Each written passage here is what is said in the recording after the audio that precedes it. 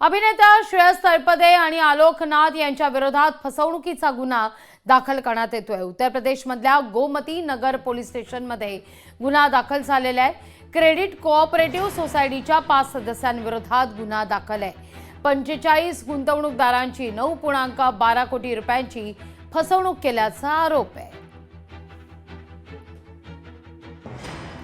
45 गुंतवणूकदारांची फसवणूक केल्याचा आरोप या ठिकाणी केला जातोय। 9.12 कोटी रुपयांची फसवणूक केल्याचा हा आरोप आहे आणि या प्रकरणी आता श्रेयस तळपदे आणि आलोक नाथ यांच्या विरोधात फसवणुकीचा गुन्हा हा दाखल करण्यात आलेला आहे। उत्तर प्रदेशमधल्या गोमती नगर पोलीस स्टेशनमध्ये गुन्हा दाखल झालेला आहे। क्रेडिट कोऑपरेटिव्ह सोसायटीच्या 5 सदस्यांविरोधात गुन्हा दाखल करण्यात येतोय।